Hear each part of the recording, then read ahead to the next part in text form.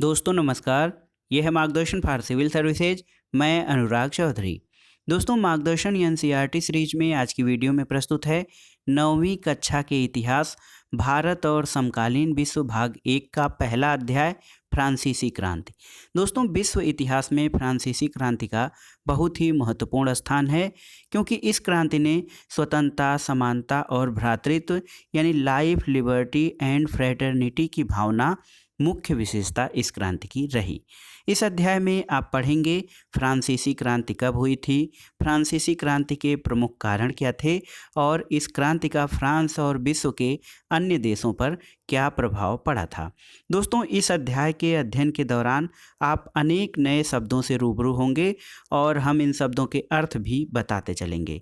साथ ही जो इम्पॉर्टेंट तथ्य हैं उनको आप अलग से नोट करते जाइएगा, ताकि परीक्षा के समय रिवाइज करने में आसानी हो। दोस्तों आपकी जानकारी के लिए बता दें कि एनसीईआरटी का ये जो हम क्लास 9th की बुक पढ़ रहे हैं इतिहास का, ये विश्व इतिहास की समझ के लिए बहुत ज़रूरी है। और यहाँ से प्रारंभिक परीक्षा में जो प्रश्न हैं उनकी संख्या तो कम रहती है, लेकिन मुख्य परीक्षा के लिए ये जो है फ्रांसीसी क्रांति का टॉपिक बहुत ही महत्वपूर्ण है। तो आइए शुरू करते हैं आज का अध्याय। दोस्तों 14 जुलाई 1789 की सुबह पेरिस नगर में आतंक का माहौल था। पेरिस जो है फ्रांस की राजधानी है। सम्राट ने सेना को शहर में घुसने का आदेश दे दिया था और अफवाह थी कि वह सेना को नागरिकों पर गोलियां चलाने का आदेश देने वाला है।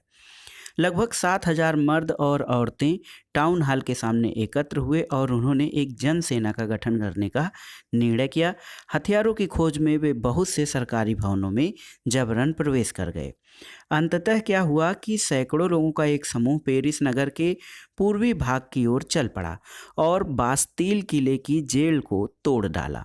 बास्तील दोस्तों प्रसिद्ध जेल है, बास्तील का किला है और बास्तील की दीवार का पतन फ्रांस के क्रांति के या फ्रांस के इतिहास में महत्वपूर्ण घटना है। जब सैकड़ों लोगों का जो समूह है पेरिस नगर के पूर्वी भाग की ओर चला और बास्तील किले की जेल को तोड़ डाला, तो वहाँ भारी मात्रा में गोला बारूद मिलने की संभावना थी और हथियारों पर कब्जे की इस सशस्त्र लड़ाई में बास्तील का कमांडर मारा गया और कैदी छुड़ा लिए गए। उनकी संख्या केवल 7 थी। जो कैदी थे वो संख्या में केवल 7 थे, लेकिन सम्राट की निरंकुश शक्तियों का प्रतीक होने के कारण बास्तील किला जो था लोगों की घृणा का केंद्र था। इसलिए किले को ढहा दिया गया और उसके अवशेष बाजार में उन लोगों को बेच दिए गए जो इस ध्वंस को बतौर स्मृति चिन्ह या मेमोरेंडम के रूप में संजोना चाहते थे। दोस्तों इस घटना के बाद कई दिनों तक पेरिस और देश के देहाती क्षेत्रों में कई और संघर्ष हुए। अधिकांश जनता पावरोटी की महंगी कीमतों का विरोध कर रही थी और बाद में इस दौर का सिंहावलोकन करते हुए जो उस समय के इतिहासकार थे, इसे लंबे घटनाक्रम की एक शुरुआती कड़ी के रूप में देखा, जिसकी परिणति या जिसके आगे आने वाला समय फ्रांस के सम्राट को फांसी दिए जाने के रूप में उस घटना की समाप्ति हुई। हालांकि उस समय अधिकांश लोगों को ऐसे नतीजे की उम्मीद नहीं थी, लेकिन ऐसा हुआ। दोस्तों आज इस वीडियो में हम चर्चा करेंगे कि ऐसा क्यों और कैसे हुआ। तो आइए जानते हैं। यहाँ पर देखिए, ये जो चित्र दिया गया है ये बास्तील का ध्वंस दिखाया गया है।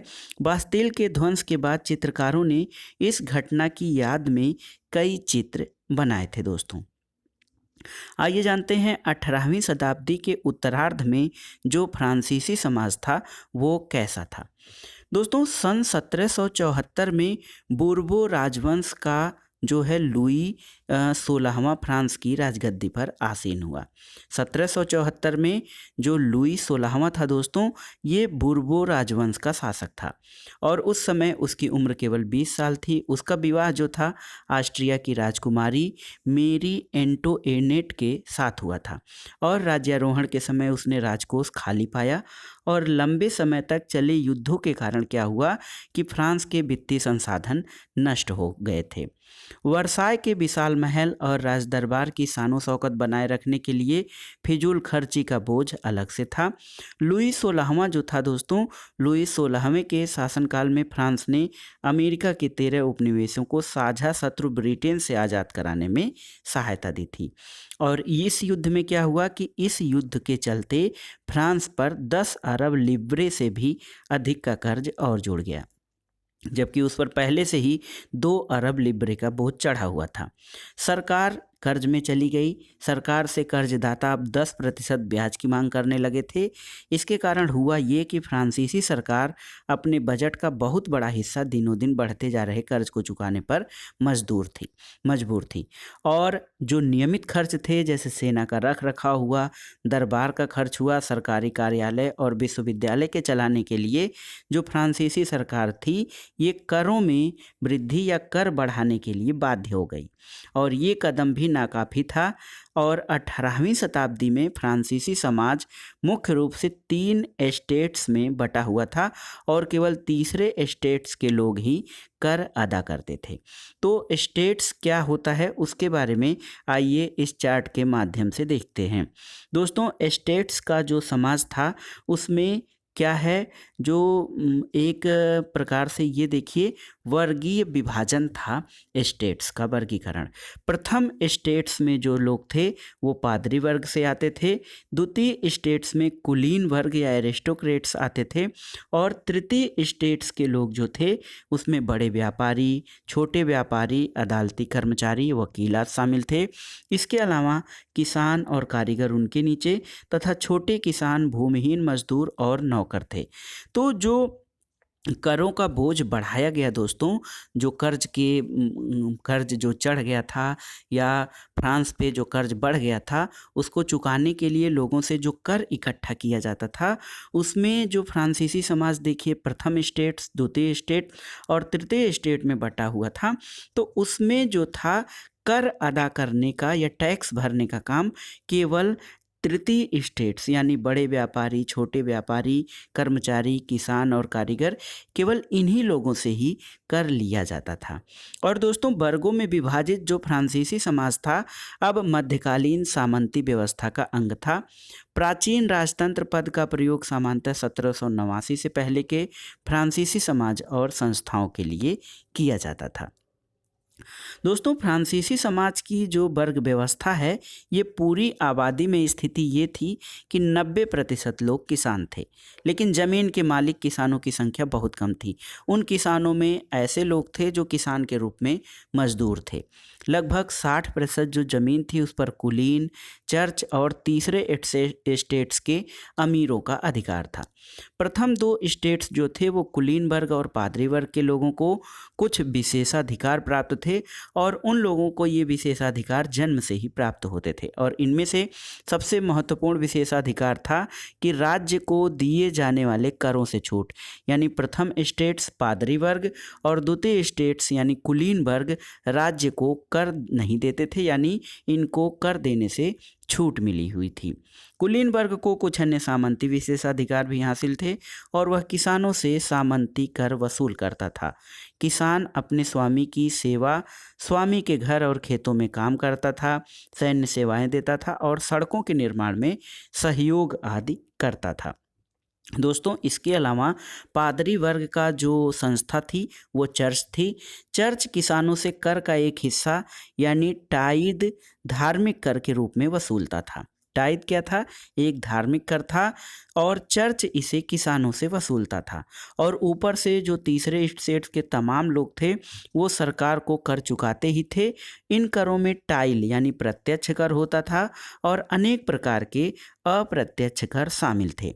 दोस्तों, अप्रत्यक्ष कर नमक और तंबाकू जैसी रोजाना उपभोग की वस्तुओं पर लगाया जाता था और इस प्रकार क्या था कि राज्य के वित्तीय कामकाज का सारा बोझ करों के माध्यम से जनता वहन करती थी। दोस्तों, इसमें हमने जो पढ़ा है कुछ नए शब्द आए हैं।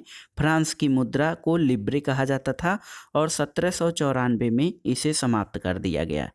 एस्टेट शब्द आया है तो क्रांति पूर्व जो फ्रांसीसी समाज था इसमें सत्ता और सामाजिक हैसियत को अभिव्यक्त करने वाली श्रेणी होती थी। पादरी वर्ग ये प्रथम स्टेट्स के लोग थे, ये चर्च के कार्य को करने वाले व्यक्ति थे। टाइद एक शब्द आया है तो दोस्तों टाइद जो है ये फ्रेंच भाषा का शब्द है और चर्च द्वारा वसूल किया जाने वाला कर था और ये कर जो था ये किसानों से लिया जाता था, जो उनकी कृषि उपज के 10वें हिस्से के बराबर होता था। इसके अलावा टाइल एक शब्द है जो सीधे राज्य को अदा किया जाने वाला एक प्रत्यक्ष कर था। तो स्थिति कहाँ बिगड़ी दोस्तों? स्थिति ये हो गई कि लोगों के ऊपर करों का बोझ बहुत अधिक बढ़ गया था। दोस्तों, जो वर्गीय विभाजन था फ्रांसीसी समाज में, उसमें देखिए यहाँ पर कैसे एक चित्र के माध्यम से दिखाया गया है कि ये जो एक गरीब आदमी है, ये बेचारा गरीब अनाज, फल, पैसा, सलाद सब कुछ लाता है। मोटू जमींदार सब कुछ स्वीकार करने को तैयार बैठा है, पर उसको एक नज़र देखता तक नहीं है। और इसके अलावा कुलीन व्यक्ति मकड़ा है और किसान मक्खी है। और यहाँ पर देखिए, शैतान को जितना दो उसका लालच उतना ही बढ़ता जाता है। इस चित्र में ये अभिव्यक्त किया गया है। अब देखते हैं दोस्तों, जीने का संघर्ष। तो फ्रांस की जनसंख्या जो थी 1715 में 2.5 करोड़ के आसपास थी और 2.3 करोड़ के लगभग थी, जो 1789 ईस्वी में बढ़कर 2.8 करोड़ यानी 2 करोड़ 80 लाख हो गई थी। इसके परिणाम क्या हुआ कि अनाज उत्पादन की तुलना में उसकी मांग बहुत अधिक बढ़ी और अधिकांश लोगों का मुख्य खाद्य पदार्थ पावरोटी की कीमत में तेजी से वृद्धि हो गई। जनसंख्या बढ़ने से जो अनाज था उसकी मांग जो थी बढ़ गई थी। जनसंख्या बढ़ने से अनाज का उत्पादन एक सीमा तक ही होता था, इसलिए अधिकतर लोग जो थे पावरोटी को ही मुख्य भोजन के रूप में प्रयोग करते थे। अधिकतम कामगार जो है कारखानों में मजदूरी करते थे। उनकी मजदूरी उनके मालिक द्वारा तय की जाती थी, लेकिन जो मजदूरी थी वो महंगाई की दर जैसे बढ़ रही थी उस हिसाब से नहीं बढ़ रही थी। इसका असर क्या हुआ? तो इसका परिणाम ये हुआ कि गरीब अमीर के बीच की खाई चौड़ी होती गई और स्थिति तब बदतर हो जाती थी जब सूखा या ओले का प्रकोप बढ़ जाता। पैदावार पर इससे असर पड़ता था, इससे रोजी रोटी का संकट पड़ जाता था और ऐसे जीविका संकट प्राचीन राजतंत्र के दौरान फ्रांस में बहुत अधिक थे। जीविका संकट ऐसी स्थिति होती है जब जीवित रहने के लिए जो न्यूनतम साधन होते हैं दोस्तों, वो भी नहीं मिलते हैं। न्यूनतम साधनों के अंतर्गत भोजन, कपड़ा और मकान शामिल होते हैं। तो अगर जो किसी प्राकृतिक आपदा के कारण धान या गेहूं की फसल या खाद्यान्नों की फसल खराब हो जाती थी, तो उस समय जीविका का संकट भी पैदा हो जाता था। जीविका का संकट कैसे उत्पन्न होता है, ये देखिए यहाँ पर एक रेखा चित्र के माध्यम से समझाया गया है। ये एक चक्र होता है दोस्तों। अगर फसल खराब हो गई तो अब गरीब क्या है, गरीब जो तबका है वो पावरोटी नहीं खरीद पाते हैं, जिसके कारण दोस्तों भूखमरी, कुपोषण बढ़ता है। फिर महामारी जैसी किसी स्थिति से उनका जीवन खतरे में पड़ जाता है। दोस्तों, उभरते मध्यम वर्ग ने विशेषाधिकारों के अंत की कल्पना की थी और ऐसा क्यों हुआ, आइए जानते हैं। दोस्तों, कर बढ़ने से और अकाल के समय किसान और कामगार जो थे वो विद्रोह कर चुके थे, लेकिन उनके पास सामाजिक और आर्थिक व्यवस्था में बुनियादी बदलाव लाने के लिए न तो कोई साधन था और न ही एक निश्चित कार्य योजना या कोई कार्यक्रम था। ये जिम्मेदारी तीसरे स्टेट्स के उन समूहों ने उठाई जो समृद्ध और शिक्षित होकर नए विचारों के संपर्क में आ सके थे। ये संख्या में बहुत थोड़े से लोग थे, क्योंकि एक बड़ा वर्ग जो है खेतिहर मजदूरों का, किसानों आदि का था, जो कि पढ़े लिखे नहीं थे, शिक्षित नहीं थे, जागरूक नहीं थे। एक जो उभरते मध्यम वर्ग ने जिन विशेषाधिकारों के अंत की कल्पना की थी, वो एक छोटा तबका था। 18वीं शताब्दी में एक नए सामाजिक समूह का उदय हुआ जिसे मध्य वर्ग या जो है मध्यम वर्ग कहा गया। दोस्तों, मध्यम वर्ग था, इसने फैलते समुद्र व्यापार, ऊनी और रेशमी वस्त्रों के उत्पादन के बल पर बहुत सारी संपत्ति अर्जित की थी। ऊनी और रेशमी कपड़ों का या तो निर्यात किया जाता था या फिर समाज के समृद्ध लोग उसे खरीद लेते थे। तीसरे स्टेट्स में जो सौदागर थे यानी व्यापारी थे और निर्माता थे, इनके अलावा प्रशासनिक सेवा और वकील जैसे पेशेवर यानी प्रोफेशनल लोग भी शामिल थे और ये सभी पढ़े लिखे थे। इनका मानना था कि समाज के किसी समूह के पास जन्म से कोई विशेषाधिकार नहीं होने चाहिए और किसी भी व्यक्ति की सामाजिक हैसियत का आधार उसकी योग्यता होनी चाहिए, न कि जन्म होना चाहिए। स्वतंत्रता, समान नियमों और समान अवसरों के विचार पर आधारित समाज की ये परिकल्पना जॉन लॉक और ज्यां जाक रूसो जैसे दार्शनिकों ने प्रस्तुत की थी। दोस्तों, तो ये जो मध्यम वर्ग उभरा था, इसने ऊपर के प्रथम स्टेट्स के लोगों के जो जन्म से विशेषाधिकार प्राप्त थे उनका विरोध किया और उसने ये सोचा या ये कल्पना की कि किसी भी व्यक्ति को कोई विशेषाधिकार उसकी योग्यता से प्राप्त होना चाहिए, न कि जन्म से। दोस्तों, एक ग्रंथ है two treatise of government. Two treatise of government में जॉन लॉक ने राजा के दैवी और निरंकुश अधिकारों के सिद्धांत का खंडन किया था। जॉन लॉक जो है दोस्तों एक समझौतावादी विचारक है। उसकी एक कृति है टू ट्रीटाइज ऑन गवर्नमेंट। तो उसमें उसने राजा के दैवी अधिकार का और निरंकुश अधिकार के सिद्धांत का खंडन किया। दैवी अधिकार के सिद्धांत का मतलब ये है कि पहले ये माना जाता था कि राजा जो होता है वो पृथ्वी पर ईश्वर का प्रतिनिधि है और उसको राजा के द्वारा, ईश्वर के द्वारा शक्तियाँ प्राप्त हुई हैं जो कि जनता पर शासन करने के लिए ईश्वर द्वारा भेजा गया है। दूसरा सिद्धांत निरंकुश अधिकारों का सिद्धांत है। निरंकुशता ऐसा सिद्धांत है, निरंकुशता में ये माना जाता है कि किसी व्यक्ति के ऊपर कोई अंकुश या नियंत्रण नहीं हो, तो वो मनमाने ढंग से अपनी शक्तियों का प्रयोग करता है। तो जॉन लॉक ने क्या किया, दैवी आधार पे और निरंकुश अधिकारों के सिद्धांत का खंडन किया। और एक विचारक हैं रूसो। रूसो ने इस विचार को आगे बढ़ाते हुए ये कहा कि जनता जो है शक्तियों का स्रोत होती है और जनता और उसके प्रतिनिधियों के बीच एक सामाजिक अनुबंध पर आधारित सरकार होनी चाहिए और ऐसी सरकार होनी चाहिए जो जनता के लिए, उनके हितों के लिए, उनके स्वतंत्रता के लिए, उनके अधिकारों के लिए कार्य करे। रूसो, लॉक और रूसे के अलावा दोस्तों एक विचारक है मॉन्टेस्क्यू। मॉन्टेस्क्यू की प्रसिद्ध कृति है द स्पिरिट ऑफ लॉज, यानी कानून की भावना। इस रचना में उन्होंने सरकार के अंदर तीन जो उसके अंग होते हैं, विधायिका होती है जो कानूनों का निर्माण करती है, कार्यपालिका होती है जो उन कानूनों को लागू करती है, न्यायपालिका है जो उन कानूनों की व्याख्या करती है और पालन न करने वाले को दंड की व्यवस्था करती है।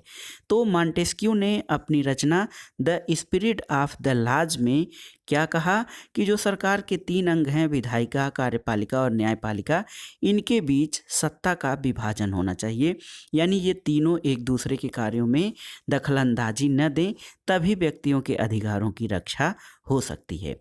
और इसी समय दोस्तों संयुक्त राज्य अमेरिका में जो 13 उपनिवेश थे या 13 कॉलोनियाँ थीं, वो ब्रिटेन से खुद को उन्होंने स्वतंत्र घोषित कर दिया। तो वहाँ इसी मॉडल की सरकार बनी थी और फ्रांस के राजनीतिक चिंतकों के लिए अमेरिकी संविधान और उसमें दी गई व्यक्तिगत अधिकारों की गारंटी जो था वो एक प्रेरणा का महत्वपूर्ण स्रोत थी। और जो फ्रांसीसी क्रांति थी, इसने या फ्रांसीसी समाज ने अमेरिका में हुए जो बदलाव या परिवर्तन या क्रांति था उसको एक प्रेरणा के रूप में वो लेता था। दोस्तों, दार्शनिकों के विचारों पर काफ़ी हाउस में, सैलून की गोष्ठियों में गर्मा गर्म बहस हुआ करती थी और पुस्तकों और अखबारों के माध्यम से इनका व्यापक प्रचार प्रसार भी हुआ था। पुस्तकों और अखबारों के लोगों के बीच जोर से पढ़ा जाता ताकि अनपढ़ लोग भी उन्हें समझ सकें। और दोस्तों इसी समय लुई 16वां जो है राज्य के खर्चों को पूरा करने के लिए फिर से नए कर लगाए जाने की बात करने लगा और इससे ये हुआ कि इस खबर से विशेषाधिकार वाली व्यवस्था के विरुद्ध मध्यम वर्ग का गुस्सा भड़क गया। यहाँ पर देखिए दोस्तों स्पेशल में एक स्रोत दिया गया है, स्रोत क कि प्राचीन राजतंत्र में हुए अनुभवों के वृत्तांत। एक देखिए जॉर्ज दांतन हैं, उन्होंने अपनी पढ़ाई पूरी होने के समय को याद करते हुए 1793 में अपने एक मित्र को लिखा था कि मैं प्लेसिस के आवासीय कॉलेज में था, वहाँ मुझे कई महत्वपूर्ण लोगों का सानिध्य मिला। पढ़ाई पूरी करने के बाद बेकारी के दिनों में नौकरी की तलाश में जुट गया। पेरिस के न्यायालय में नौकरी मिलनी असंभव थी। सेना की नौकरी का विकल्प भी मेरे लिए नहीं था, क्योंकि मैं न तो जन्मजात कुलीन था, न ही मेरा कोई संरक्षक था। चर्च भी मुझे आसरा नहीं दे सका। मैं कोई ओहदा भी खरीदने की स्थिति में नहीं था, क्योंकि मेरी जेब में एक सू यानी एक फ्रांसीसी पैसा भी नहीं था। पुराने दोस्तों ने भी मुंह मोड़ लिया था। व्यवस्था ने हमें पढ़ा लिखा तो दिया था, लेकिन हमारी प्रतिभा के इस्तेमाल के अवसर उपलब्ध नहीं कराए थे। इसी प्रकार जो दूसरा जो अनुभव है, आर्थर यंग नाम के एक अंग्रेज, उन्होंने सन 1787 से 1789 के दौरान फ्रांस की यात्रा की और अपना जो विवरण लिया कि सेवा टहल में लगे लोग अपने गुलामों, खास तौर पर उनके साथ बुरा व्यवहार करने वालों को पता होना चाहिए कि इस तरह वह अपनी ज़िंदगी को ऐसी स्थिति में डाल रहा है जो उस स्थिति से बिल्कुल भिन्न होती है जिसमें उसने मुक्त लोगों की सेवाएं ली होती हैं, उनसे बेहतर बर्ताव करता। जो अपने पीड़ितों की कराह सुनते हुए भोज उड़ाना पसंद करते हैं, उन्हें दंगे के दौरान अपनी बेटी के अपहरण या बेटे का गला रेत दिए जाने का दुखड़ा नहीं रोना चाहिए। तो ये स्रोत के रूप में हमने 2 वक्तव्यों को लिया है। दोस्तों, क्रांति की शुरुआत किस प्रकार से हुई, इसके बारे में आइए जानते हैं। और आप पहले तो कारण पढ़ चुके हैं कि लोई 16वां जो था दोस्तों, इसने कर बढ़ा दिया था। और उसने ऐसा कैसे किया? तो दोस्तों, कर बढ़ाने के लिए जो था, राजतंत्र में क्या होता था कि राजतंत्र के तहत जो फ्रांसीसी सम्राट अपनी मर्जी से कर नहीं लगा सकता था, इसके लिए उसे स्टेट्स जनरल यानी प्रतिनिधि सभा की बैठक बुलाकर नए करों पर अपने प्रस्तावों पर मंजूरी लेनी पड़ती थी। स्टेट्स जनरल एक राजनीतिक संस्था थी जिसमें तीनों स्टेट्स अपने अपने प्रतिनिधियों को भेजते थे। लेकिन सम्राट ने जब कर बढ़ाना हुआ तो ये निर्णय नहीं लिया। दोस्तों, सम्राट ने ये निर्णय भी नहीं लिया कि जो है इस संस्था की बैठक कब बुलाई जाए। इसकी अंतिम बैठक सन 1614 में बुलाई गई थी। फ्रांसीसी सम्राट लुई 16वां जो था, उसने 5 मई 1789 को नए करों के प्रस्ताव के अनुमोदन के लिए स्टेट्स जनरल की बैठक बुलाई। प्रतिनिधियों की मेजबानी के लिए वर्साय के एक आलीशान भवन को सजाया गया। पहले और दूसरे स्टेट्स ने इस बैठक में अपने 300 प्रतिनिधि भेजे, जो आमने सामने की कतारों में बिठाए गए, और तीसरा स्टेट्स, इसके 600 प्रतिनिधि उनके पीछे खड़े किए गए। तीसरे स्टेट्स का प्रतिनिधित्व इसके अपेक्षाकृत समृद्ध और शिक्षित वर्ग कर रहे थे। किसानों, औरतों और कामगारों का सभा में प्रवेश वर्जित था। फिर भी लगभग 40,000 पत्रों के माध्यम से उनकी शिकायत और मांगों की सूची बनाई गई, जिसे प्रतिनिधि अपने साथ लेकर आए थे। और हुआ ये कि स्टेट्स जनरल के नियमों के अनुसार प्रत्येक वर्ग को एक एक मत देने का अधिकार था, और इस बार लुई 16वां इसी प्रथा का पालन करने के लिए दृढ़ प्रतिज्ञ था। लेकिन तीसरे वर्ग के जो प्रतिनिधि थे, उन्होंने ये मांग रखी कि अब की बार पूरी सभा द्वारा मतदान कराया जाना चाहिए, जिससे प्रत्येक सदस्य को एक मत देने का अधिकार होगा। और दोस्तों, ये जो सिद्धांत था एक लोकतांत्रिक या डेमोक्रेटिक सिद्धांत था, जिसे मिसाल के तौर पर रूसो ने अपनी पुस्तक द सोशल कॉन्ट्रैक्ट में भी प्रस्तुत किया था कि यानी जो सिद्धांत है ये लोकतांत्रिक या कोई भी नियम हो, उनको लोकतांत्रिक आधार पर पूरा किया जाना चाहिए। दोस्तों, इस सिद्धांत को या इस बात को सम्राट ने अस्वीकार कर दिया, तो तीसरे स्टेट्स के प्रतिनिधि जो है विरोध करते हुए सभा से बाहर चले गए। तीसरे स्टेट्स के जो प्रतिनिधि थे, वो खुद को संपूर्ण फ्रांसीसी राष्ट्र का प्रवक्ता मानते थे। 20 जून को ये प्रतिनिधि वर्साय के इंडोर टेनिस कोर्ट में जमा हुए। उन्होंने अपने आप को नेशनल असेंबली घोषित कर दिया और शपथ ली कि जब तक सम्राट की शक्तियों को कम करने वाला संविधान नहीं तैयार किया जाएगा, तब तक जो है असेंबली भंग नहीं होगी। और उनका नेतृत्व मिराबियो और आबे सिये ने किया था। मिराबियो का जन्म कुलीन परिवार में हुआ था, लेकिन वह सामंती विशेषाधिकारों वाले समाज को खत्म करने की जरूरत से सहमत था। उसने एक पत्रिका भी निकाली थी और वर्साय में जुटी भीड़ के समक्ष जोरदार भाषण भी दिया था। आबे सिये ये मूलतः पादरी था और उसने तीसरा स्टेट्स क्या है इस शीर्षक से एक अत्यंत प्रभावशाली प्रचार पुस्तिका यानी पैम्पलेट लिखा था। तो कुल मिलाकर दोस्तों तीसरे स्टेट्स के प्रतिनिधियों ने एक नेशनल असेंबली का गठन कर लिया था। यहाँ पर देखिए कुछ महत्वपूर्ण तिथियों के बारे में जान लेते हैं। 1774 में दोस्तों लुई 16वां फ्रांस का राजा बनता है। सरकारी खजाना खाली हो चुका है और प्राचीन राजतंत्र के समाज में असंतोष गहराता है। 1789 में स्टेट्स जनरल का आह्वान होता है, लेकिन तीसरा स्टेट क्या करता है, नेशनल असेंबली का गठन कर लेता है। बास्तील पर हमला होता है और देहात में किसानों का विद्रोह भी 1789 में ही होता है। 1791 में सम्राट की शक्तियों पर अंकुश लगाने और सभी मनुष्यों को मूलभूत अधिकार प्रदान करने के लिए एक संविधान बनाया जाता है। 1792-93 में फ्रांस जो है एक गणराज्य या रिपब्लिक बनता है। सिर काटकर राजा को मार दिया जाता है और जैकोबिन गणराज्य का पतन हो जाता है तथा फ्रांस पर डायरेक्टरी का शासन होता है। 1804 ईस्वी में नेपोलियन जो है वो फ्रांस का सम्राट बनता है और यूरोप के विशाल भूभाग पर वो कब्जा कर लेता है। और 1815 की घटना विश्व इतिहास में बहुत ही महत्वपूर्ण है, क्योंकि वाटरलू के युद्ध में नेपोलियन की हार हो जाती है। तो अभी हमने पढ़ा दोस्तों कि जो स्टेट्स जनरल थे, स्टेट्स जनरल क्या हुआ कि उन्होंने दोस्तों अपने जो है अधिकारों के लिए, अपने बातों को मनवाने के लिए नेशनल असेंबली का गठन किया था। यहाँ पर देखिए दोस्तों टेनिस कोर्ट में जो है नेशनल असेंबली के सदस्यों द्वारा शपथ ग्रहण किया जा रहा है और एक विशाल पेंटिंग के लिए जाक लुई डेविड द्वारा ये बनाया गया शुरुआती रेखांकन है और ये तस्वीर नेशनल असेंबली में लगाई जानी थी। दोस्तों जिस वक्त नेशनल असेंबली संविधान का प्रारूप तैयार करने में व्यस्त था, पूरा फ्रांस क्या है वहाँ पे आंदोलन हो गया और कड़ाके की ठंड के कारण फसल मारी गई थी। पावरोटी की कीमतें बहुत अधिक बढ़ गई थीं, आसमान छू रही थीं। बेकरी मालिक स्थिति का फायदा उठाकर जमाखोरी के लिए जुटे हुए थे।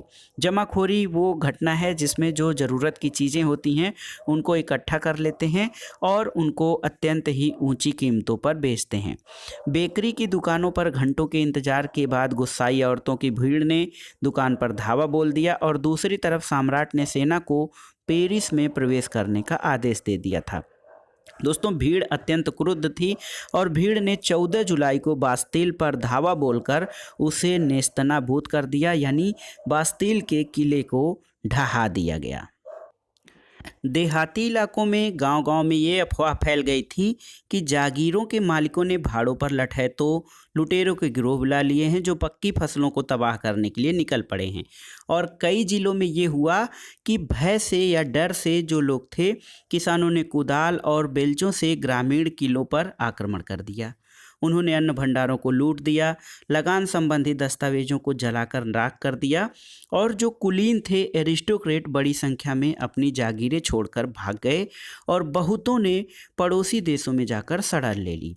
अपनी विद्रोही प्रजा की शक्ति का अनुमान करके लुई 16वां ने अंततः नेशनल असेंबली को मान्यता दे दी और ये मान लिया कि उसकी सत्ता पर अब से संविधान का अंकुश होगा। 4 अगस्त 1789 की रात को असेंबली ने कर, कर्तव्यों और बंधनों वाली सामंती व्यवस्था के उन्मूलन का आदेश पारित कर दिया था और पादरी वर्ग के लोगों को भी अपने विशेषाधिकारों को छोड़ देने के लिए विवश किया। धार्मिक कर जो उस समय चर्च द्वारा लगाए गए थे, उन करों को भी समाप्त कर दिया और चर्च के स्वामित्व वाली भूमि जो थी वो जब्त कर ली गई और इस प्रकार कम से कम 20 अरब लिब्रे की संपत्ति सरकार के हाथ में आ गई थी। तो स्थिति काफ़ी बदल चुकी थी, फ्रांस की स्थिति। अब दोस्तों फ्रांस की स्थिति क्या हो गई कि राजतंत्र तो था, लेकिन फ्रांस अब एक संवैधानिक राजतंत्र बन गया। नेशनल असेंबली ने सन 1791 में संविधान का प्रारूप पूरा कर लिया और इसका मुख्य उद्देश्य क्या था? नेशनल असेंबली का मुख्य उद्देश्य था सम्राट की शक्तियों को सीमित करना। एक व्यक्ति के हाथ में जो केंद्रीकृत शक्ति थी, अब इन शक्तियों को विभिन्न संस्थाओं यानी विधायिका, कार्यपालिका और न्यायपालिका में विभाजित करना। इस प्रकार से दोस्तों फ्रांस में संवैधानिक राजतंत्र की नींव पड़ गई। यहाँ पर देखिए किस तरह से विधायिका, कार्यपालिका और न्यायपालिका का एक चार्ट दिया गया है, आप इसको समझने का प्रयास कीजिए। देखिए यहाँ पे नेशनल असेंबली है जिसके 745 सदस्य हैं और इनका निर्वाचन जो करते हैं 50,000 पुरुष करते हैं। सक्रिय नागरिक मताधिकार प्राप्त लोग 2.8 करोड़ यानी 2 करोड़ 80 लाख की जनसंख्या में से लगभग 40 लाख लोग निर्वाचक हैं। और इसके अलावा कुछ निष्क्रिय नागरिक हैं जो मताधिकार प्राप्त नहीं है। लगभग 30 लाख पुरुष, महिला, बच्चों और 25 वर्ष से कम उम्र के व्यक्तियों को मताधिकार प्राप्त नहीं था। तो ये लोग क्या है, निर्वाचक हैं और ये विधायिका का चुनाव करते हैं। विधायिका को जो है विधायिका मंत्रियों को चुनती है। और इसके अलावा जो कार्यपालिका है, कार्यपालिका में सम्राट भी है, सम्राट पर भी नियंत्रण का कार्य नेशनल असेंबली करती है। इसके अलावा न्यायाधीशों का जो चयन है दोस्तों, वो भी जनता के वोट द्वारा होता है। तो ये जो स्थिति हो गई कि नेशनल असेंबली ये राजतंत्र पर या राजा पर नियंत्रण रखेगा, तो और जो नेशनल असेंबली का गठन होगा वो जनता द्वारा निर्वाचन के माध्यम से होगा। तो इससे फ्रांस में एक संवैधानिक राजतंत्र स्थापित हो गया और सन 1791 में संविधान ने कानून बनाने का अधिकार जो है वो नेशनल असेंबली को सौंप दिया। नेशनल असेंबली जो थी वो अप्रत्यक्ष रूप से यानी इनडायरेक्ट रूप से चुनी जाती थी और सबसे पहले नागरिक एक निर्वाचक समूह का चुनाव करते थे जो फिर से असेंबली के सदस्यों को चुनते थे और सभी नागरिकों को मतदान का अधिकार भी नहीं था।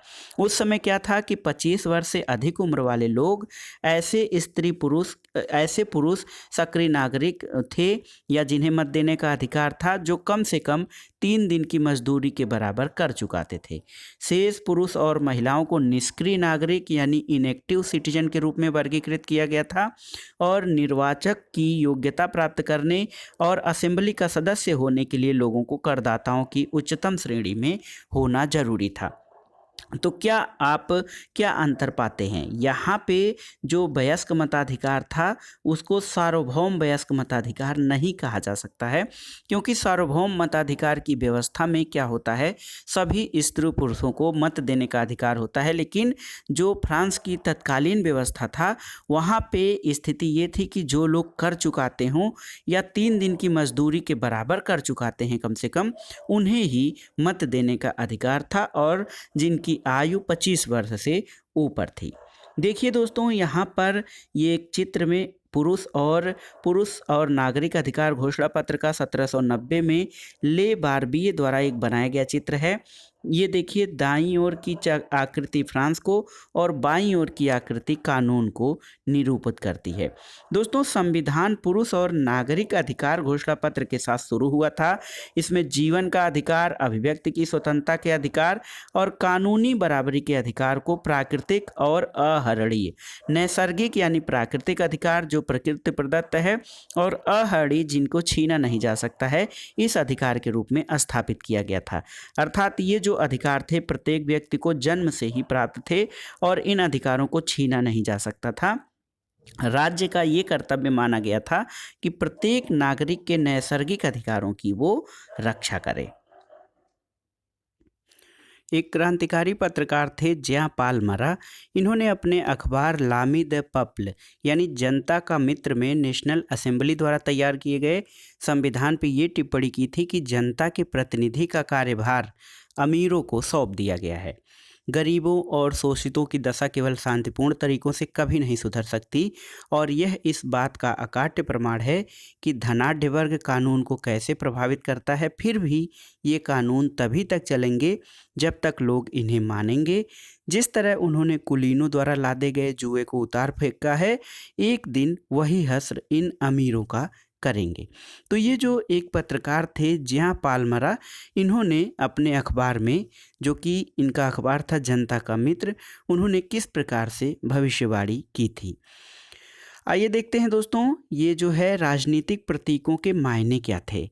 तो यहाँ पे देखिए, टूटी हुई जंजीर, ये दासों को बांधने के लिए जो जंजीरों का प्रयोग होता था। टूटी हुई हथकड़ी उनकी आज़ादी का प्रतीक थी।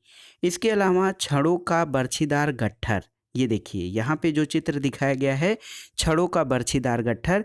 अकेली छड़ को आसानी से तोड़ा जा सकता था पर पूरे गट्ठर को नहीं, क्योंकि ये दर्शाता है कि एकता में ही बल है। इसके अलावा जो ये तीसरा चित्र है दोस्तों, त्रिभुज के अंतर्गत, त्रिभुज के अंदर रोशनी बिखेरती आँख। इसमें ये माना गया कि सर्वदर्शी आँख ज्ञान का प्रतीक है और सूर्य की किरणें अज्ञान रूपी अंधेरे को मिटा देंगी। राजदंड, ये शाही सेना का प्रतीक था, शाही सत्ता का प्रतीक था। इसके अलावा अपनी पूंछ मुंह में लिए सांप, ये सनातनता का प्रतीक था कि अंगूठी का कोई और छोर नहीं होता है। तो ये दोस्तों, ये जो चित्र हैं आपको चित्र में दिखाई दिए गए हैं, ये राजनीतिक प्रतीक हैं। और 18वीं शताब्दी में चूँकि ज़्यादा लोग पढ़े लिखे नहीं थे, इसलिए इन विचारों का प्रचार प्रसार करने के लिए शब्दों की बजाय अक्सर आकृतियों का प्रयोग किया जाता था और इनके बारे में लोगों को समझाया जाता था। इसके अलावा ये देखिए, लाल फ्राइजियन टोपी दासों द्वारा स्वतंत्र होने के बाद पहनी जाने वाली ये टोपी थी। नीला सफ़ेद लाल रंग, तो ये फ्रांस के राष्ट्रीय रंग थे, नीला सफ़ेद और लाल। इसके अलावा ये देखिए, डैनो वाली स्त्री, ये कानून का मानवीय रूप प्रदर्शित होता था। और ये विधिपट है, इसमें ये माना गया कि कानून सबके लिए समान है और उसकी नज़र में सभी कोई बराबर है। अब आइए देखते हैं दोस्तों, फ्रांस में राजतंत्र का उन्मूलन और गणतंत्र की स्थापना किस प्रकार से हुई थी। दोस्तों, फ्रांस की जो स्थिति थी आने वाले वर्षों में भी तनावपूर्ण रही। लुई 16वां ने संविधान पर हस्ताक्षर कर दिया था, लेकिन प्रशा के राजा से उसकी गुप्त वार्ता भी चल रही थी। फ्रांस की घटनाओं से अन्य पड़ोसी देशों के शासक भी चिंतित थे, इसलिए 1789 की गर्मियों के बाद होने वाली ऐसी घटनाओं को नियंत्रित करने के लिए इन शासकों ने सेना भेजने की योजना बना ली थी। लेकिन जब तक इस योजना पर अमल होता, अप्रैल 1792 में नेशनल असेंबली ने प्रशा और ऑस्ट्रिया के विरुद्ध युद्ध की घोषणा के प्रस्ताव पर जो है हस्ताक्षर कर दिया। यानी प्रशा और ऑस्ट्रिया के विरुद्ध नेशनल असेंबली ने उनके विरुद्ध युद्ध की घोषणा कर दी। प्रांतों से हजारों स्वयंसेवी सेना में भर्ती के लिए जमा होने लगे और उन्होंने इस युद्ध को यूरोपीय राजाओं और कुलीनों के विरुद्ध जनता की जंग के रूप में लिया। उनके होठों पर देशभक्ति के जो तराने थे, उनमें कवि राजेट दी लाइल द्वारा रचित मार्सिले भी था। ये गीत पहली बार मार्सिलेस के स्वयंसेवियों ने पेरिस की ओर कूच करते हुए गाया था, इसलिए इस गाने का नाम मार्सिले हो गया था। और मार्सिले दोस्तों, अब यही जो है ये गीत फ्रांस का राष्ट्रगान है। और मार्सिले जो है, मार्सिले की रचना राजेट दी लाइल नामक कवि द्वारा की गई थी। दोस्तों, क्रांतिकारी जो था, युद्धों से जनता को भारी क्षति और आर्थिक कठिनाइयां झेलनी पड़ी थीं। इसमें यह हुआ कि पुरुष जब मोर्चे पे चले गए तो उनके घर परिवार और रोजी रोटी की जिम्मेदारी औरतों पर आ गई। देश की आबादी के बड़े हिस्से में ऐसा लगता था कि क्रांति के सिलसिले को आगे बढ़ाने की ज़रूरत है, क्योंकि 1791 के संविधान से क्या हुआ था कि सिर्फ अमीरों को ही राजनीतिक अधिकार प्राप्त हुए थे। और ऐसे में क्या हुआ कि जैकोबिन क्लब सबसे सफल रहा। इसका नाम पेरिस के भूतपूर्व कॉन्वेंट ऑफ सेंट जैकब के नाम पे पड़ा था, जो इस अब राजनीतिक समूह का अड्डा बन गया था। इस पूरी अवधि में महिलाएं क्या थीं, बहुत सक्रिय थीं और उन्होंने अपने क्लब बना लिए थे। दोस्तों, जैकोबिन क्लब के सदस्य जो थे वो क्या हुए कि ये समाज के कम समृद्ध हिस्से से आते थे। इनमें ऐसे लोग थे जैसे छोटे दुकानदार, कारीगर, जूता बनाने वाले, पेस्ट्री बनाने वाले, घड़ी साथ, छपाई करने वाले और नौकर तथा जो डेली वेज वर्कर यानी दिहाड़ी मजदूर थे, वो लोग जैकोबिन क्लब के सदस्य थे। इनका नेता कौन था? इनका नेता मैक्समिलियन रोबेस्पियर था। देखिए, जैकोबियन जो क्लब था उसका नेता मैक्समिलियन रोबेस्पियर था। दोस्तों, जैकोबिन जो थे उनको एक बड़े वर्ग ने गोदी कामगारों की तरह धारीदार लंबी पतलून पहनने का निर्णय किया। यहाँ पर देखिए, धारीदार लंबी पतलून चित्र में दिखाई गई है। दोस्तों, ऐसा उन्होंने समाज के फैशन परस्त वर्ग, खास तौर से घुटनों तक पहने जाने वाले ब्रीचेस यानी घुटन्ना पहनने वाले कुलीनों से खुद को अलग करने के लिए किया था और ये ब्रीचेस पहनने वाले कुलोनों की सत्ता की समाप्ति के ऐलान का उनका तरीका था। देखिए यहाँ पे कैसे सौकुलात और बिना ब्रीचेस वाले दंपति दिखाए गए हैं। कॉन्वेंट का था, तो दोस्तों कॉन्वेंट जो था ये धार्मिक जीवन को समर्पित समूह की एक इमारत हुआ करती थी। तो दोस्तों हुआ ये कि जो जैकोबिन थे, जैकोबिन के सदस्य जो थे वो अपनी अलग पहचान बनाने और कुलीनों की समाप्ति की बात करते थे।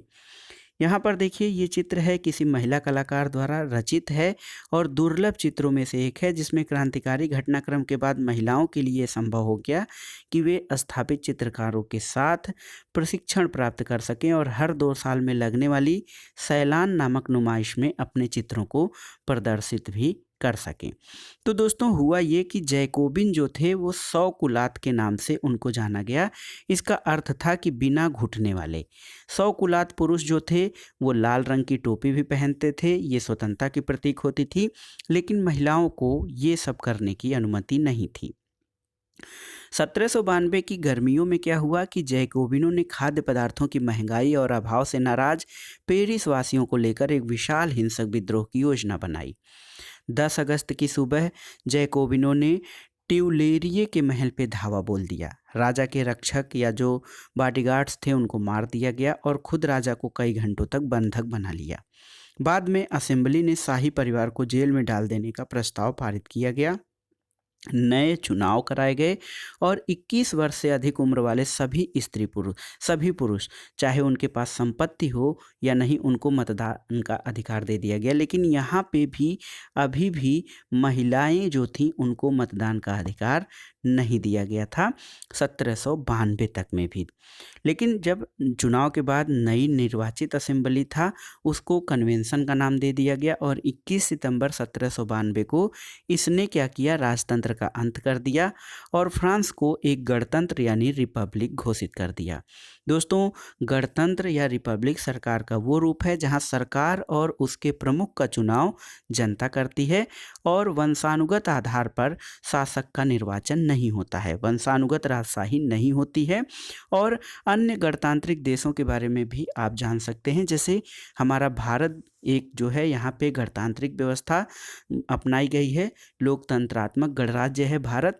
और यहाँ पे दोस्तों जो शासन का प्रधान होता है वो जनता द्वारा निर्वाचित होता है। लुई 16वां को क्या हुआ, देशद्रोह के आरोप में मौत की सजा सुनाई गई और 21 जनवरी 1793 को प्लेस डी ला कॉनकॉर्ड में उसे सार्वजनिक रूप से फांसी दे दी गई। और दोस्तों जल्दी ही रानी जो थी मेरी एंटोइनेट का भी वही हश्र हुआ था। तो देशद्रोह क्या होता है, देशद्रोह ये है अपने देश या सरकार से विश्वासघात करना और देशद्रोह का जो अपराध होता है उसकी सज़ा बहुत कड़ी होती है। आतंक राज क्या था, तो 1793 से 1794 के काल को आतंक का युग कहा जाता है फ्रांस के इतिहास में। दोस्तों रोबेस्पियर ने नियंत्रण और दंड की सख्त नीति अपनाई और उसके हिसाब से गणतंत्र के जो भी शत्रु थे जैसे कुलीन और पादरी, अन्य राजनीतिक दलों के सदस्य और उसकी कार्यशैली से जो लोग सहमति नहीं रखते थे वो लोग, उन सभी को गिरफ्तार करके जेल में डाल दिया गया और एक क्रांतिकारी न्यायालय द्वारा उन पर मुकदमा चलाया गया। यदि न्यायालय उन्हें दोषी पाता तो गिलोटिन पर चढ़ाकर उनका सिर कलम कर दिया जाता था। गिलोटिन दोस्तों एक ऐसी व्यवस्था थी, गिलोटिन एक यंत्र था जिसमें चढ़ाकर लोगों का जो सिर धड़ से अलग कर दिया जाता था। गिलोटिन 2 खंभों के बीच लटकते आरे वाली मशीन थी जिस पर रखकर अपराधी का सिर उनके धड़ से अलग कर दिया जाता था और इस मशीन का नाम इसके आविष्कारक डॉक्टर गिलोटिन के नाम पर पड़ा था। दोस्तों रोबेस्पियर की जो सरकार थी कानून बनाकर मजदूरी और कीमतों में क्या था कि अधिकतम सीमा तय कर दी थी। गोश्त और पावरोटी की राशनिंग कर दी गई। किसानों को अपना अनाज जो था वो शहरों में ले जाकर सरकार द्वारा तय कीमतों पर बेचने के लिए बाध्य किया गया और महंगे सफ़ेद आटे के प्रयोग पर रोक लगा दी गई। सभी नागरिकों के लिए साबुत गेहूं से बनी और बराबरी का प्रतीक मानी जाने वाली समता रोटी खाना अनिवार्य कर दिया गया। बोलचाल और संबोधन में भी बराबरी का आचार व्यवहार लागू करने की कोशिश की गई। परंपरागत मानस्यूर यानी महाशय और मदाम यानी महोदया, तो परंपरागत रूप से जो मानस्यूर और मदाम बोला जाता था उसके स्थान पर अब सभी फ्रांसीसी पुरुषों और महिलाओं को सितोयेन यानी नागरिक और सितोयिन यानी नागरिका के नाम से संबोधित किया जाने लगा। ईसाई धर्मों के जो चर्च थे उनको बंद कर दिया गया, उनके भवनों को बैरक या फिर दफ्तर बना दिया गया। रोबेस्पेयर ने अपनी नीतियों को इतनी सख्ती से लागू किया कि उसके समर्थक भी त्राहि-ताहि करने लगे और अंततः जुलाई 1794 में न्यायालय द्वारा उसे दोषी ठहराया गया और गिरफ्तार करके अगले ही दिन उसे भी गिलोटिन पे चढ़ा दिया गया। तो दोस्तों स्थिति ये थी कि काफ़ी हद तक रोबेस्पेयर सरकार जो थी वो काफ़ी सख्त थी और उसके निर्णयों से एक तरफ जो है प्रशासन की स्थिति तो सुधार हुई, लेकिन उसके जो नियम थे इतने सख्त थे कि आम जनता त्राहि-त्राहि करने लगी थी। यहाँ पर देखिए दोस्तों एक चित्र दिया गया है। क्रांतिकारी जो है सरकार से अनेक प्रकार के जनता की वफादारी हासिल करनी चाहिए। उनमें से जो क्रांतिकारी सरकार थी एक प्रकार के उत्सव का आयोजन ये था। ये गौरवमय इतिहास की आभा को संप्रेषित करने के लिए यूनान और रोम की सभ्यताओं के प्रतीक का यहाँ पे प्रयोग किया गया और मंच के बीचों बीच बने पायों पर टिका हुआ क्लासिकी मंडप अस्थायी सामग्री का बना था जिसे जब चाहे तोड़ा जा सकता था। तो यहाँ पे क्रांतिकारी समाज ने या क्रांतिकारी सरकार ने जनता के वफादारी हासिल करने के लिए कई प्रकार के आयोजन किए। अब आइए जानते हैं डायरेक्टरी शासित फ्रांस क्या था। दोस्तों जैकोबिन सरकार के पतन के बाद क्या हुआ कि मध्यम वर्ग के संपन्न तबके के पास सत्ता आ गई। नए संविधान के तहत संपत्तिहीन तबके को भी मताधिकार से वंचित कर दिया गया और इस संविधान में 2 चुनी हुई विधान परिषदों का प्रावधान था। इन परिषदों ने 5 सदस्यों वाली एक कार्यपालिका यानी डायरेक्टरी को नियुक्त किया। डायरेक्टरी का मतलब कार्यपालिका या एग्जीक्यूटिव से है। तो इस प्रावधान में क्या हुआ, जैकोबिनों के शासनकाल वाली एक व्यक्ति केंद्रित कार्यपालिका से बचने की कोशिश की गई, लेकिन डायरेक्टरों का झगड़ा अक्सर विधान परिषदों से होता था और तब परिषद उन्हें बर्खास्त करने की चेष्टा करती। डायरेक्टरी की राजनीतिक अस्थिरता ने सैनिक तानाशाही नेपोलियन बोनापार्ट के उदय का मार्ग प्रशस्त किया और सरकार के स्वरूप में सभी परिवर्तनों के दौरान स्वतंत्रता जो थी, विधिसम्मत समानता और बंधुत्व, ये सभी प्रेरक आदर्श बने रहे और यही मूल्य थे जिन्होंने आगामी सदी में न सिर्फ फ्रांस को बल्कि बाकी यूरोप के राजनीतिक आंदोलनों को भी प्रेरित किया। और अध्याय के प्रारंभ में भी हमने चर्चा किया था कि फ्रांस की जो क्रांति थी उसमें जो मूल्य थे स्वतंत्रता, समानता और बंधुत्व, ये संपूर्ण विश्व के लिए आदर्श के वाहक बने। दोस्तों आइए अगला टॉपिक ये है फ्रांस की क्रांति में कि क्या महिलाओं के लिए भी क्रांति हुई। यहाँ पर देखिए वर्साय की ओर कूच करती पेरिस की औरतों का चित्र दिया गया है। महिलाएं शुरू से फ्रांसीसी समाज में अहम परिवर्तन लाने वाली गतिविधियों में सक्रिय रूप से शामिल थीं और उनको ये उम्मीद थी कि उनकी भागीदारी जो है वो क्रांतिकारी सरकार को उनका जीवन सुधारने के लिए ठोस कदम उठाने के लिए प्रेरित करेगी। लेकिन आपने पढ़ा है कि महिलाओं को मताधिकार नहीं प्राप्त था, इसका मतलब उनको समान अधिकार नहीं प्राप्त थे और राजनीतिक अधिकार भी उनके नहीं थे।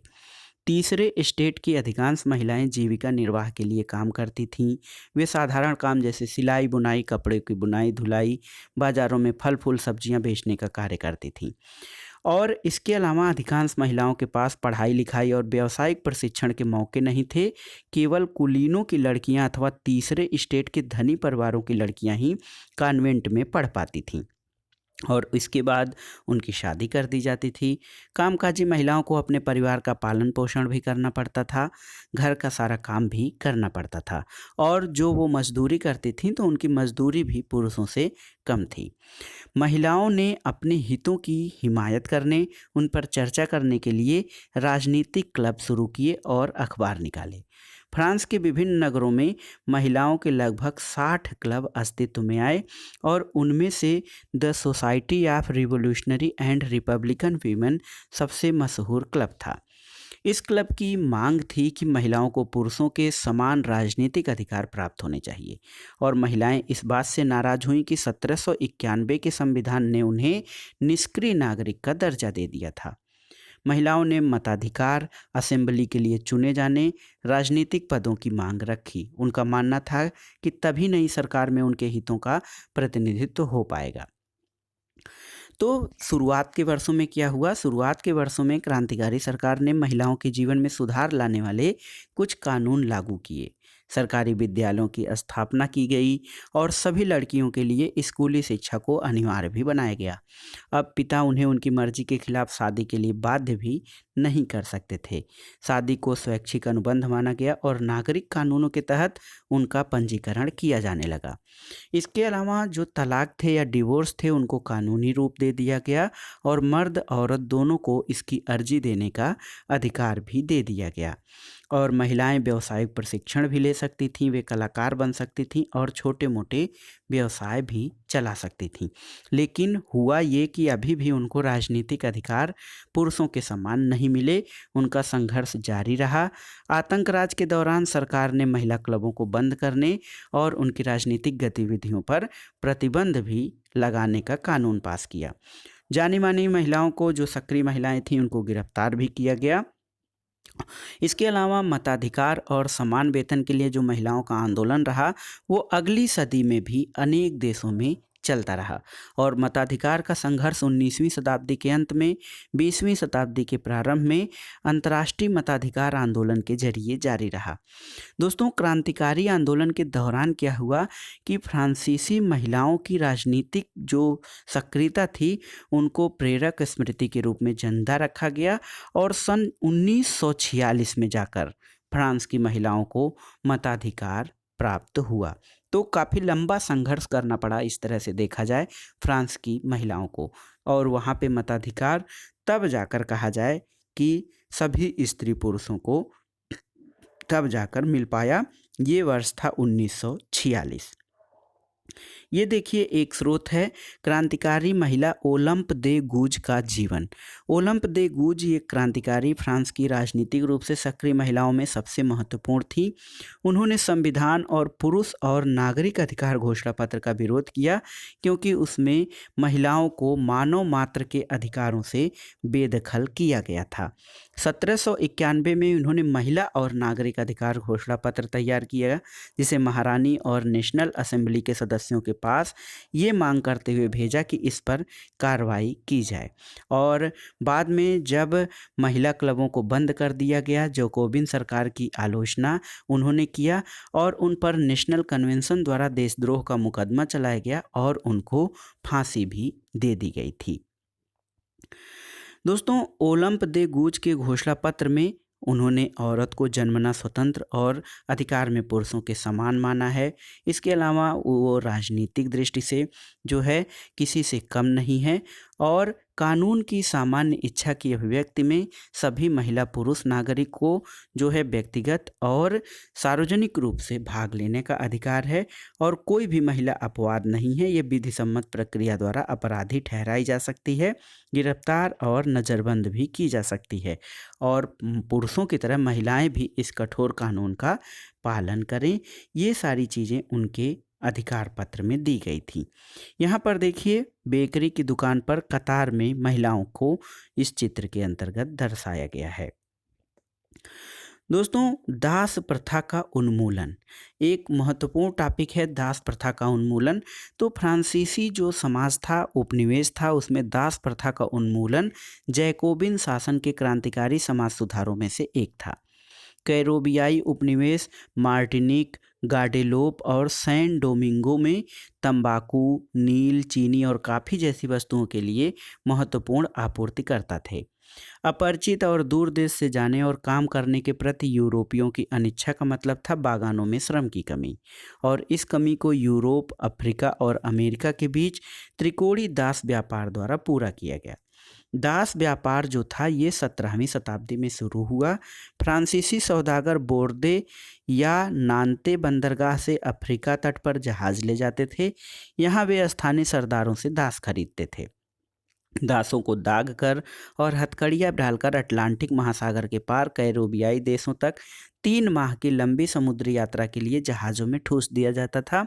वहाँ क्या था, उन्हें बागान मालिकों को बेच दिया जाता था और दास प्रथा या दास श्रम के बल पर जो है यूरोपी बाजारों में चीनी, कॉफ़ी और नील की बढ़ती मांग को पूरा किया जाता था। बोर्दे और नानते जैसे बंदरगाह फलते फूलते दास व्यापार के कारण ही समृद्ध नगर बन गए थे। 18वीं शताब्दी में फ्रांस में दास प्रथा की बहुत निंदा नहीं हुई थी। नेशनल असेंबली में लंबी बहस हुई कि व्यक्ति के मूलभूत अधिकार उपनिवेशों में रहने वाली प्रजा सहित समस्त फ्रांसीसी प्रजा को प्रदान किए जाएं या नहीं। लेकिन दास प्रथा पर निर्भर व्यापारियों के विरोध के भय से नेशनल असेंबली में इस संबंध में कोई कानून नहीं बनाया गया। लेकिन 1794 में क्या हुआ, कन्वेंशन ने फ्रांसीसी उपनिवेशों में सभी दासों की मुक्ति का कानून पास कर दिया और यह कानून एक छोटी सी अवधि तक ही लागू रहा। 10 वर्ष के बाद नेपोलियन ने दास प्रथा फिर से शुरू की। बागान मालिकों को अपने आर्थिक हित साधने के लिए अफ्रीकी निग्रो लोगों को गुलाम बनाने की स्वतंत्रता मिल गई और फ्रांसीसी उपनिवेशों में अंतिम रूप से जो दास प्रथा या स्लेवरी का उन्मूलन 1848 में जाकर किया गया। दास मुक्ति क्या है, तो 1794 में दासों की मुक्ति का विवरण है। और देखिए, मनुष्य के अधिकार जो है कि ये हैं गुलामों की मुक्ति। एक फ्रांसीसी महिला अफ्रीकी और अमेरिकी इंडियन दासों को यूरोपी कपड़े देकर उन्हें सभ्य बनाने की चेष्टा कर रही है। निग्रो लोगों को जो दास बनाया गया, तो निग्रो क्या है कि अफ्रीका में सहारा रेगिस्तान के दक्षिण में रहने वाले स्थानीय लोग थे। ये शब्द अपमानजनक शब्द था, इसका प्रयोग अब नहीं किया जाता है। क्रांति और रोजाना की जिंदगी, तो क्रांति से लोगों के दैनिक जीवन पर क्या असर पड़ा? क्या राजनीति लोगों का पहनावा, उनकी बोलचाल अथवा उनके द्वारा पढ़ी जाने वाली पुस्तकों को बदल सकती है? तो सन 1789 के बाद के वर्षों में फ्रांस के पुरुष, महिला और बच्चों के जीवन में बहुत सारे परिवर्तन आए। तो इससे स्पष्ट है कि क्रांति से रोजाना की जिंदगी में बदलाव हुआ। बास्तील का विध्वंस हुआ। उसके बाद 1789 की गर्मियों में जो सबसे महत्वपूर्ण कानून था वो था सेंसरशिप की समाप्ति। प्राचीन राजतंत्र में क्या था कि तमाम लिखित सामग्री और सांस्कृतिक गतिविधियां जैसे किताब, अखबार, नाटक, ये सब राजा के सेंसर अधिकारियों द्वारा पास किए जाने के बाद ही प्रकाशित किए जाते थे। लेकिन अब अधिकारियों को घोषणा पत्र ने भाषण और अभिव्यक्ति की स्वतंत्रता को प्राकृतिक अधिकार घोषित कर दिया। इससे ये असर हुआ कि फ्रांस के शहरों में अखबार, पर्चे, पुस्तक और छपी हुई पुस्तकों की बाढ़ आ गई, जहाँ से वो तेज़ी से गांव देहात तक भी जा पहुंची। और उन पुस्तकों में फ्रांस में घट रही घटनाओं और परिवर्तनों का ब्यौरा दिया गया था। प्रेस की स्वतंत्रता का मतलब ये था कि किसी भी घटना पर परस्पर विरोधी विचार भी व्यक्त किए जा सकते थे और प्रिंट माध्यम या जो छपाई का प्रयोग करके एक पक्ष ने दूसरे पक्ष को अपने दृष्टिकोण से सहमत कराने की कोशिश की। साथ ही नाटक, संगीत और जुलूस में असंख्य लोग जाने लगे। स्वतंत्रता और न्याय के बारे में राजनीतिज्ञों और दार्शनिकों के जो लेखन था उसको समझने के लिए उससे जुड़ने का लोकप्रिय तरीका था, क्योंकि किताब को पढ़ना मुट्ठी भर लोगों का काम था जो शिक्षित थे, लेकिन नाटक, संगीत, जुलूस जो थे उसमें काफ़ी लोग जाने लगे, जिससे उनकी समझ विकसित हुई। यहाँ पे देखिए, देशभक्त कसरती दाब मशीन, इसका इस्तेमाल मोटापा घटाने के लिए किया जा सकता था। तो किस प्रकार से मंचन के द्वारा लोगों को समझाने का प्रयास किया जा रहा है। दोस्तों, मरा जनता को संबोधित करते हुए लियोपाल्ड बाइली द्वारा रचित चित्र यहाँ पर दर्शाया गया है। तो सारांश में देखिए, सारांश में हम इस अध्याय के सारांश में पहले इस चित्र को देख लीजिए दोस्तों, जो कि आल्प्स पार करता हुआ नेपोलियन है।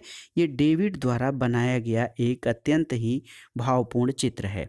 1804 में नेपोलियन बोनापार्ट ने खुद को फ्रांस का सम्राट घोषित किया। 1804 दोस्तों, उसने पड़ोस के यूरोपीय देशों पर विजय यात्रा शुरू की, यानी पड़ोस के देशों पर आक्रमण किया और वहाँ पे जीत भी हासिल की। पुराने राजवंशों को हटाकर उसने नए साम्राज्य बनाए और उसकी बागडोर अपने खानदान के लोगों के हाथ में दे दी।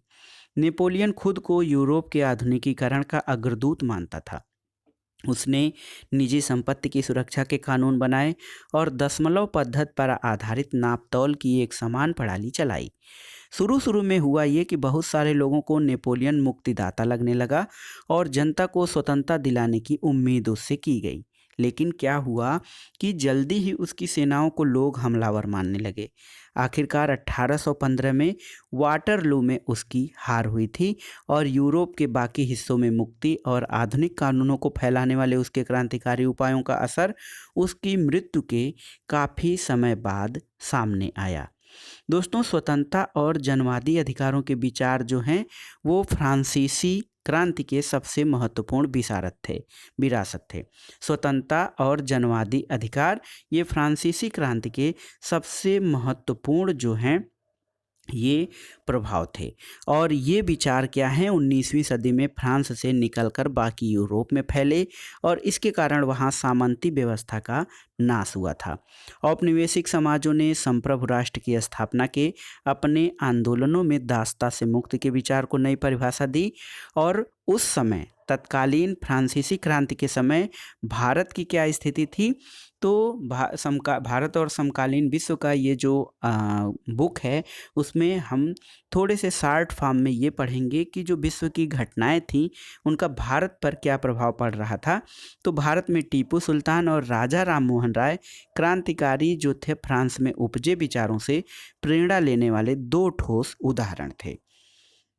दोस्तों, राजा राम मोहन राय जो थे उस समय यूरोप में फैल रहे नए विचारों से प्रभावित होने वाले में से एक थे।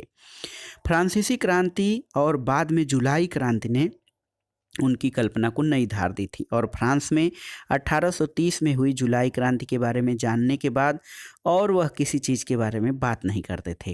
हालांकि एक दुर्घटना के कारण वे उन दिनों लंगड़ा कर चलते थे, लेकिन इंग्लैंड जाते हुए केप टाउन में वह जिद करने लगे कि उन्हें क्रांतिकारी तिरंगे झंडे वाले युद्धपोत दिखाए जाएं। ये सुशोभन सरकार की notes on the Bengal renaissance 1946 की बुक से उद्धृत है। तो दोस्तों, ये था फ्रांसीसी क्रांति का अध्याय। ये अध्याय जो था बहुत ही महत्वपूर्ण है फ्रांसीसी क्रांति को समझने के लिए, उसके प्रभावों को समझने के लिए। और मुख्य रूप से ये जो टॉपिक है फ्रांसीसी क्रांति का, ये बहुत ही महत्वपूर्ण है यूपीएससी और विभिन्न राज्यों की मुख्य परीक्षा के वर्ल्ड हिस्ट्री वाले पोर्शन के लिए। वैसे यहाँ से प्रारंभिक परीक्षा के लिए प्रश्न तो कम ही पूछे जाते हैं, लेकिन मुख्य परीक्षा में या फ्रांसीसी क्रांति की अवधारणा को समझने के लिए एनसीईआरटी इतिहास का जो ये कक्षा 9 का इतिहास है, एनसीईआरटी इतिहास, उसका ये चैप्टर बहुत ही महत्वपूर्ण है। दोस्तों, वीडियो आपको कैसा लगा हमें कमेंट बॉक्स में ज़रूर बताइएगा। वीडियो को लाइक करें, शेयर करें और इस चैनल मार्गदर्शन फॉर सिविल सर्विसेज को सब्सक्राइब करें। वीडियो देखने के लिए धन्यवाद दोस्तों। नमस्कार।